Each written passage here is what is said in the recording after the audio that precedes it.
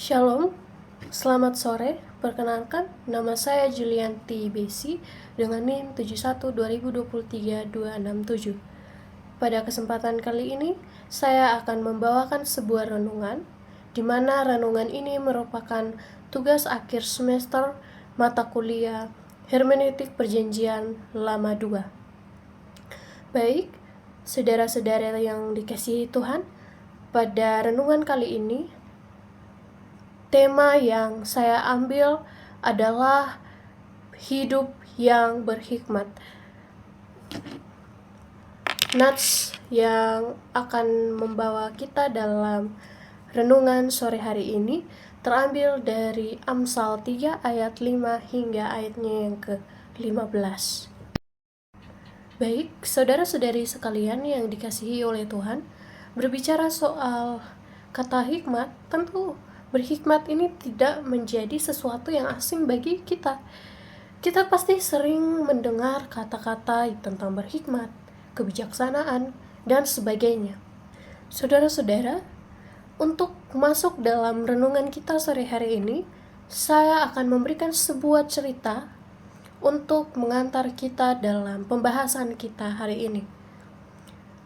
Saya mengambil cerita di mana ada 2 orang wanita sundal yang tinggal bersama, yang memiliki 2 anak yang baru dilahirkan. Pada saat itu, Raja Salomo merupakan raja yang berkuasa. Pada suatu hari, datanglah kedua orang wanita sundal ini untuk menghadap raja. Salah satu dari perempuan sundal itu bercerita kepada raja bahwa dia melahirkan seorang bayi, dan setelah 3 hari kemudian wanita yang lain melahirkan seorang bayi juga.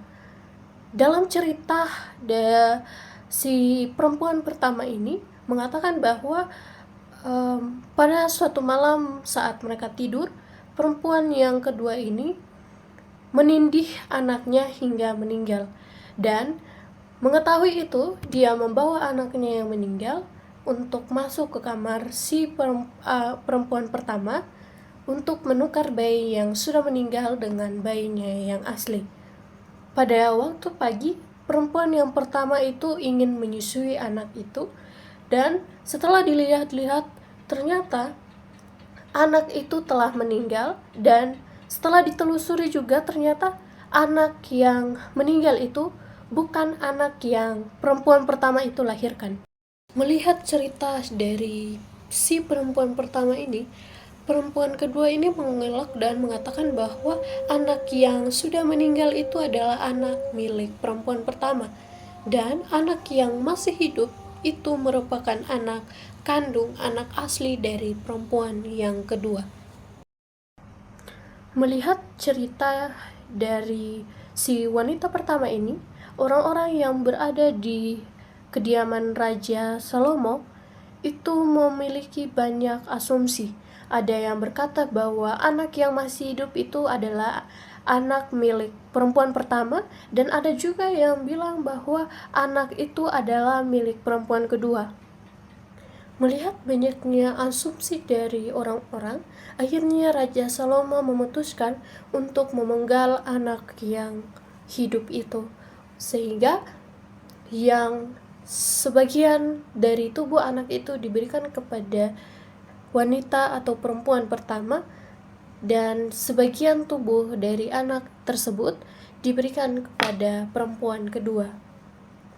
Melihat anak kandungnya yang akan dipenggal, tergeraklah hati dari perempuan pertama, sehingga dia memohon kepada Raja Salomo untuk membiarkan anak yang hidup itu dan memberikannya kepada perempuan kedua. Mendengar jawaban dari perempuan pertama, akhirnya Raja Salomo menyuruh untuk mengembalikan anak yang hidup itu kepada ibu aslinya, yaitu kepada perempuan yang pertama. Melihat kisah dari Raja Salomo ini, kita dapat belajar bahwa anugerah hikmat yang diberikan oleh Tuhan perlu untuk kita pakai sehingga dapat membantu kita untuk hidup seturut dengan kehendaknya dan dapat membantu kita mengambil keputusan yang paling terbaik. Dalam Amsal 3 ayat 5-15 menjelaskan kepada kita bahwa itulah dampak dari kita berhikmat, di mana Tuhan juga ingin kita memanfaatkan anugerah yang diberikan oleh Tuhan, dan juga Tuhan ingin kita rendah hati dan tidak ingin membesarkan diri kita sendiri. Saudara-saudara yang dikasihi oleh Tuhan Yesus Kristus, hikmat ini setiap orang tentu memilikinya. Namun, tidak semua orang ini dapat memanfaatkan anugerah yang Tuhan berikan. Pada renungan kali ini, saya ingin mengajak saudara-saudara sekalian untuk hidup berhikmat. Mari kita memanfaatkan hikmat yang diberikan. Mari kita memanfaatkan apa yang dianugerahkan kepada kita untuk memuliakan nama Tuhan. Saudara-saudara yang dikasihi, berbicara soal hidup berhikmat, sebagian besar orang tentu merasa hal ini cukup sulit, karena menurut mereka, sejak mereka dilahirkan, mereka bertumbuh, apapun yang mereka alami, apapun yang mereka putuskan, itu berdasarkan pada penglihatan mereka dan berdasarkan apa yang mereka dengar. Namun, hidup yang seharusnya adalah berbicara mengenai apa yang benar dan apa yang salah. Keputusan yang diambil itu berdasarkan apa yang mereka lihat, apa yang kita lihat, apa yang menurut kita benar, apa yang menurut kita salah. Seperti itu. Keputusan yang diambil apakah menurut kita ini benar? Ya, tentu kita ambil. Menurut kita tepat? Ya, tentu kita mengambil keputusan yang menurut kita paling terbaik, kan? Namun, terkadang keputusan yang kita ambil ini cukup berbeda atau sangat berbeda dengan keinginan Tuhan, kehendak Tuhan. Saudara-saudara, dalam kehidupan kita, dalam mengambil keputusan yang menurut kita baik, menurut kita itu yang paling tepat, terkadang adalah jawaban atau tindakan yang salah dalam kehendak Tuhan. Kita sering merasa bahwa apa yang kita ambil ini sudah yang paling benar. Tapi apakah kita pernah berpikir bahwa tindakan ini pernah atau seturut dengan kehendak Tuhan? Saudara-saudara sekalian, dalam diri kita memiliki banyak anugerah yang diberikan oleh Tuhan. Salah satunya itu hikmat. Namun, hikmat yang diberikan kepada kita justru sangat disia-siakan oleh kita.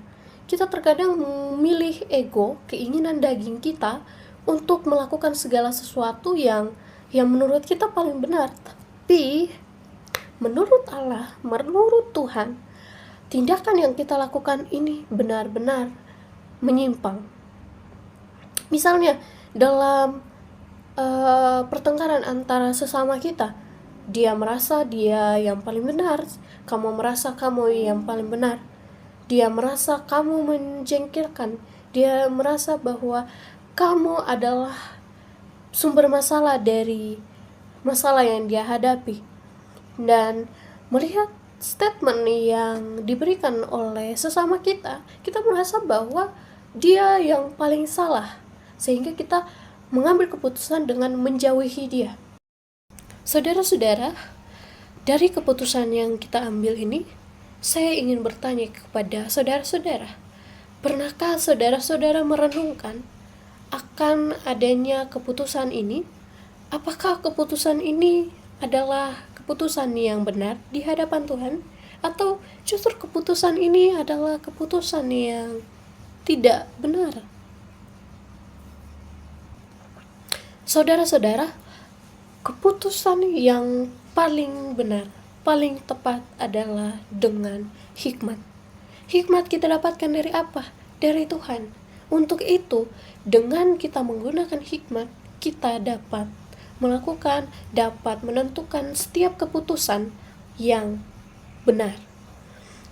Saudara-saudara sekalian juga, saya ingin mengajak saudara-saudara untuk merenungkan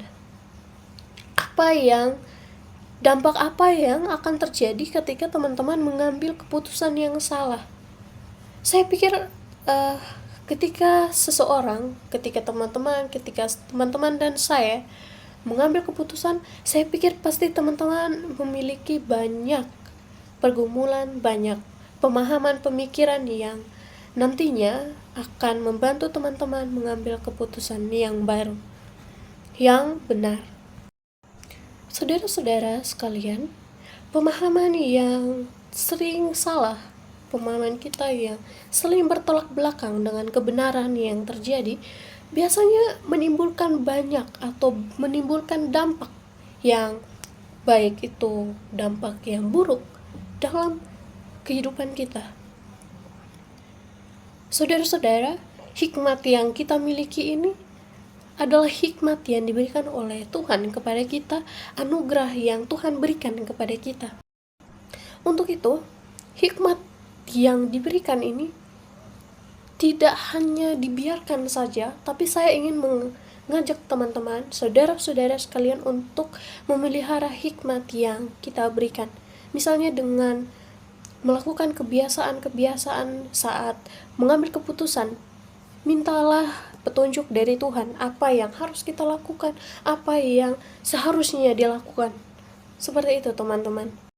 Saudara yang terkasih, perlu kita tahu bahwa hikmat yang dimiliki oleh Raja Salomo ini bukan karena ia raja, dia yang akan mengambil segala keputusan bagi negaranya, tetapi hikmat yang Raja Salomo miliki adalah hikmat yang diberikan oleh Tuhan kepadanya, sehingga ia memanfaatkan hikmat itu, sehingga keputusan yang diambil oleh Raja Salomo tidak sia-sia, keputusan yang paling tepat menurut Tuhan.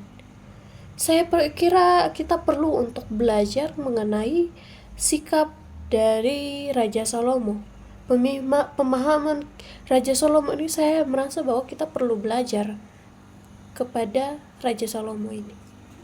Namun keputusan yang kita ambil, saya pikir ini adalah sesuatu yang sangat penting, di mana antara dua situasi, saat kita mengambil keputusan yang benar, maka dampak yang akan kita terima adalah dampak yang baik bagi kehidupan kita dan diri kita. Namun ketika kita mengambil keputusan yang salah, tentu dampak dari keputusan yang kita ambil ini akan berdampak pada diri kita sendiri. Banyak tantangan teman-teman, banyak rintangan, banyak peristiwa, banyak hambatan dalam kehidupan kita.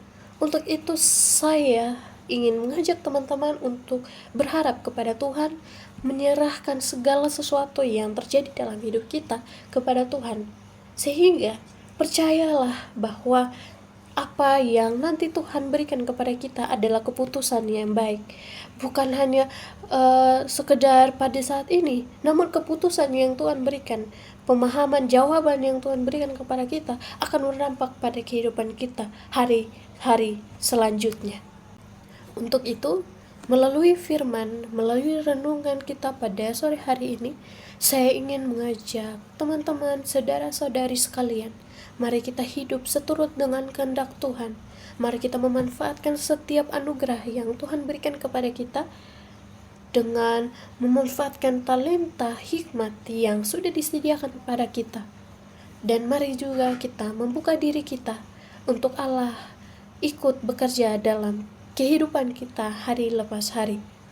Kiranya firman Tuhan pada sore hari ini menolong kita semua. Amin.